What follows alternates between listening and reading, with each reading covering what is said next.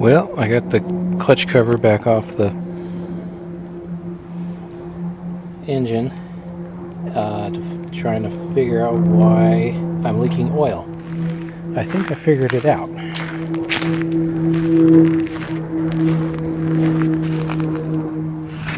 So, I don't think this piece is supposed to come off. What do you guys think? I'm not sure how that happened, but somehow that piece broke. So, and I've got a crack going all the way across here. Yeah, I don't know how that happened. Didn't used to be like that. So that'll dump the oil out. Huh. Alright, well, got some progress to report. I have the replacement clutch cover installed, along with all the levers that were in the way. Everything seems to work. I only had a quarter of a quart of oil to put in. I don't know if that's enough to get down into the crankcase or not, but that's all I had. I'll have to buy some more. And I have the new, what is that? Brake master cylinder installed. So I had to reroute the cable a little bit to reach, but yeah, it works. It brakes and it lets go, which is what the old were things that the old one wasn't doing. So at least I got that, and the mirrors don't need adapters anymore. So I got old Honda mirrors, and I had to get an adapter because one of them was reverse threaded. So I just have to figure out the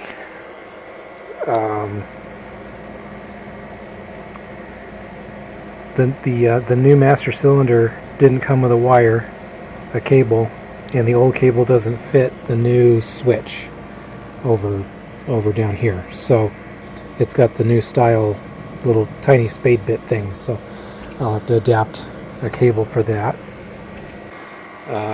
I think I'm going to fiddle with the fuel line next. I want to put a thinner fuel line in there with a shutoff and an inline filter. So with that big old thick hose, there's just no room for those things. So I think that might be the next thing I try. Well, there it is.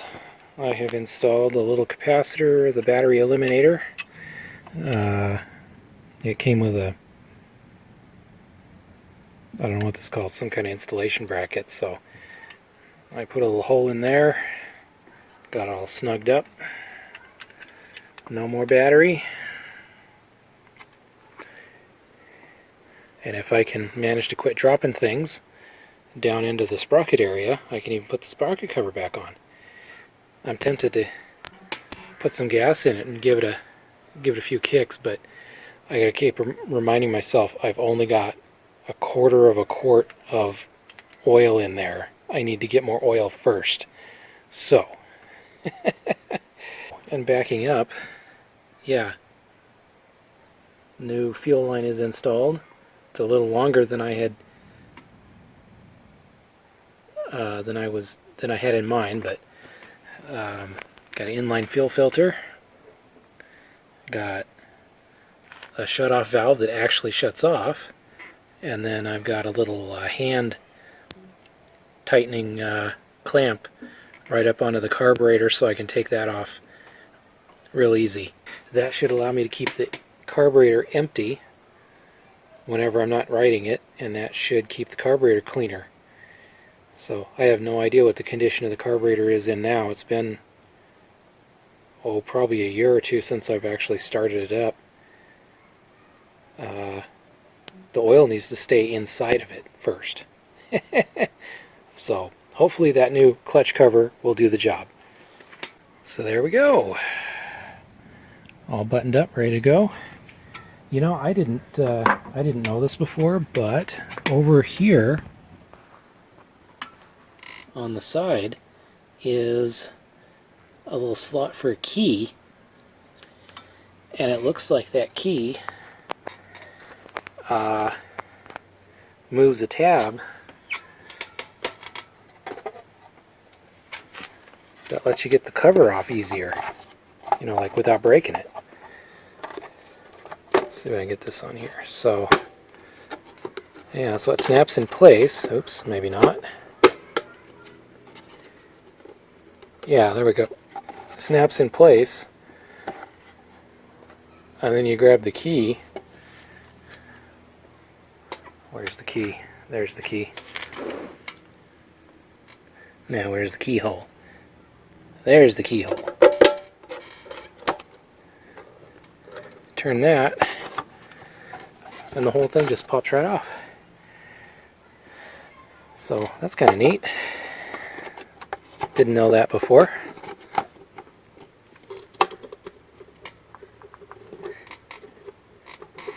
Now give me my key back. There we go. And then it's kind of mostly secure on there. So pretty neat. Okay.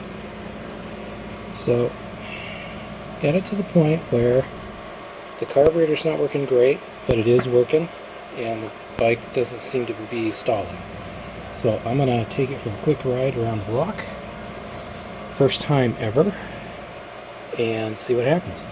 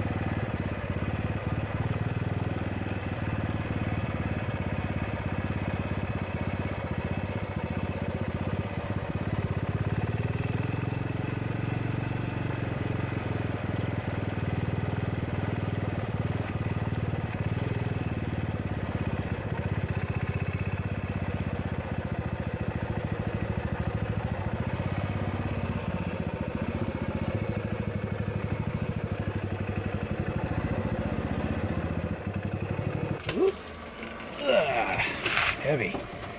Heavy sucker. Oh, at least for me it is. There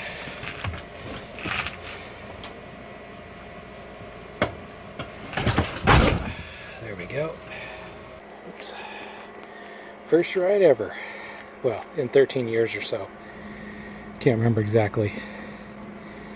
But yay. Did pretty good.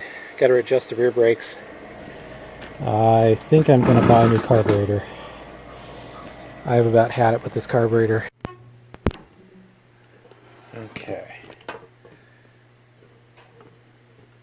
Hopefully I'm recording. So, where do we leave off? Depending on how I edited this, depending on how I edit this video, this is right after our first successful test ride in 13 years. So the carburetor, despite my best efforts, the carburetor continues to malfunction, and right now it's just not able to get enough fuel to the engine, even with the choke on. So and you know, if you watch my past videos, that I've been fiddling with that thing for ages, and I've decided to try a different carburetor.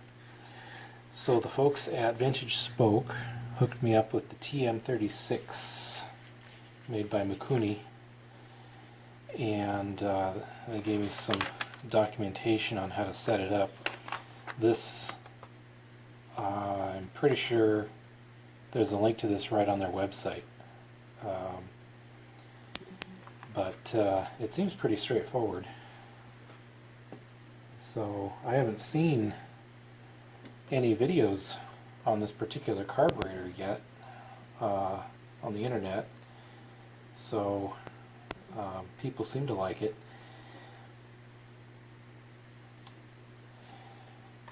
So it's got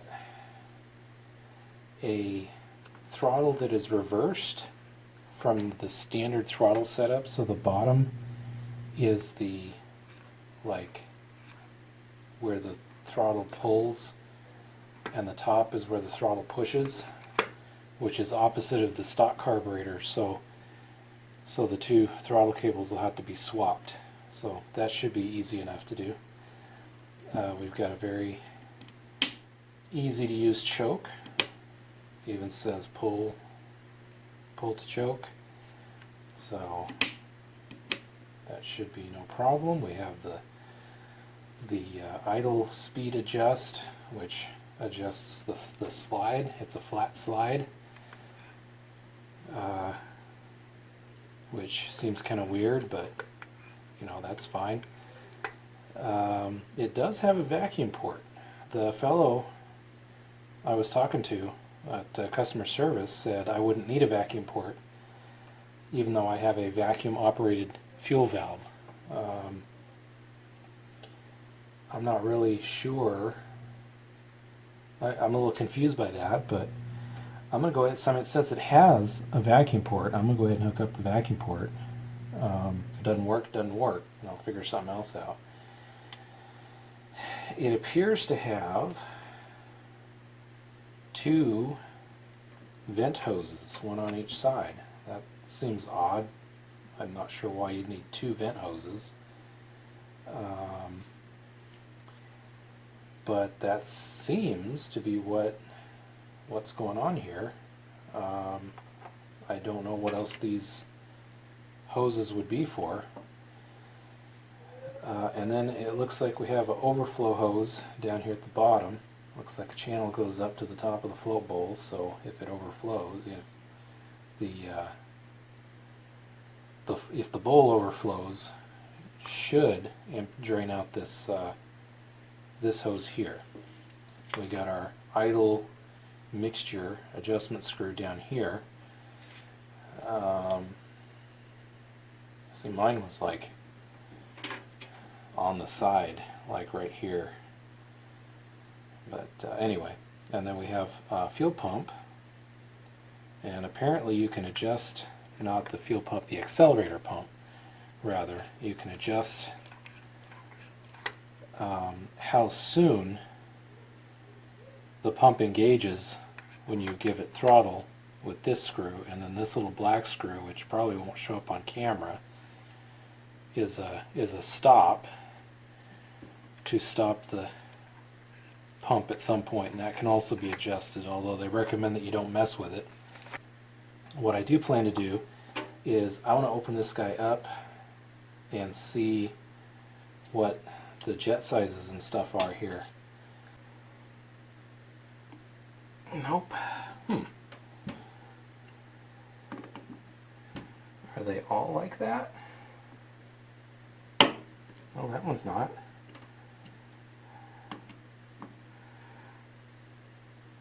That one's not.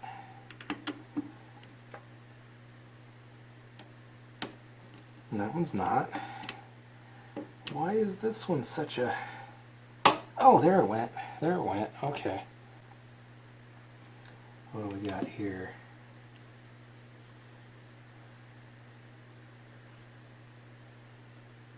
$135, it looks like, on the main jet, and the pilot jet is, looks like 17.5. Okay. I'll probably put just a little bit of silicone grease on there before I install it, so this will go on a little easier. But yeah, it looks pretty straightforward. So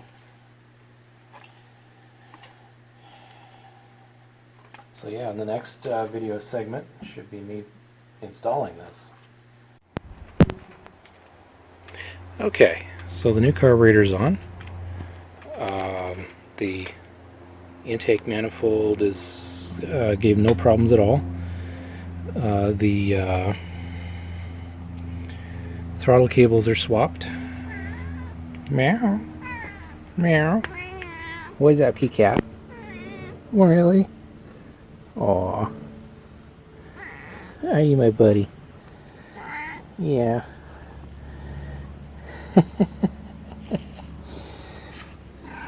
Meh. You can help? Yeah. I was like, okay, if there's work going to be done, I'm leaving. Anyway. So, yeah, the throttle cables are swapped. It looks like the... Let's see if I can do this. Looks like the throttle action is good.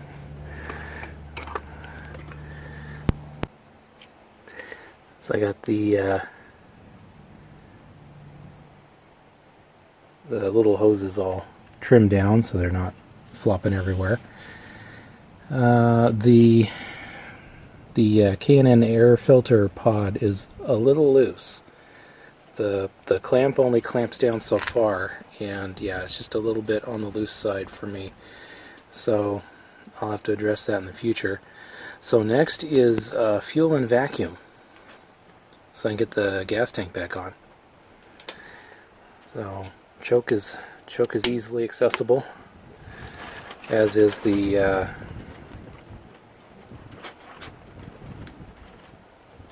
throttle speed adjust, or throttle speed, what is that called? Idle, the idle speed, yeah, the idle slide position adjust right here is easily accessible, as is the air fuel mixture. So yeah, should be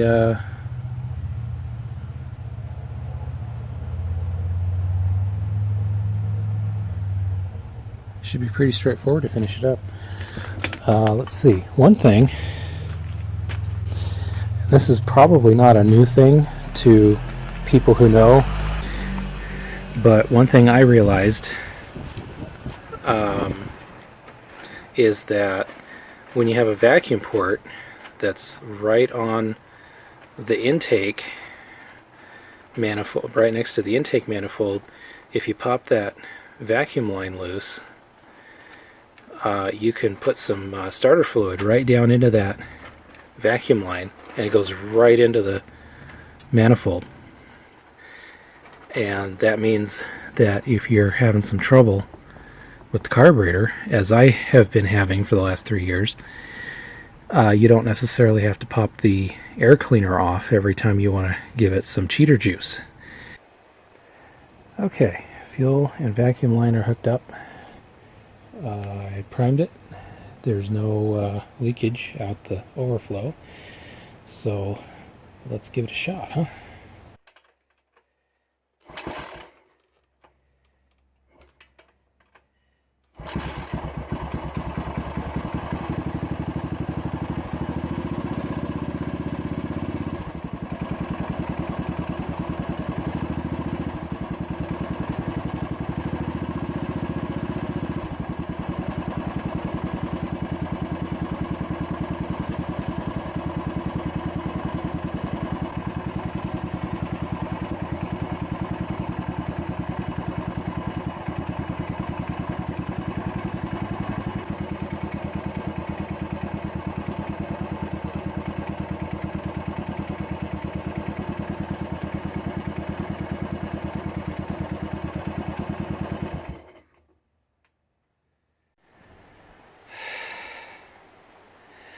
Okay, I'm having to catch my breath a little bit.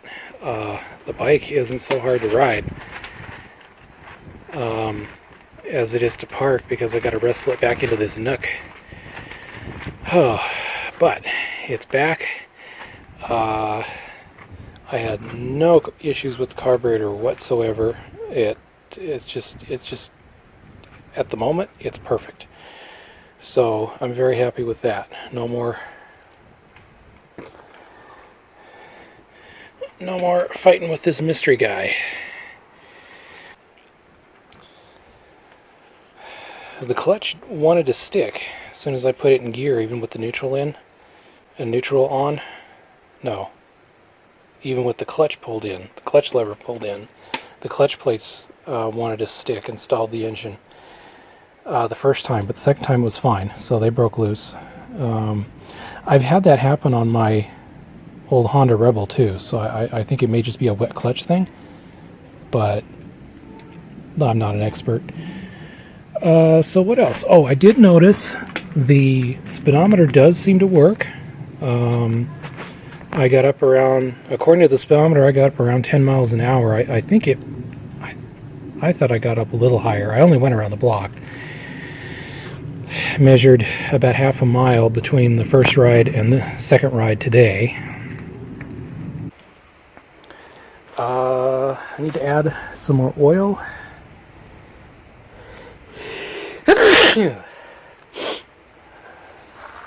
Seems like it's a bit low. I didn't add the full complement yet because at the time it said it had a bunch of oil in it.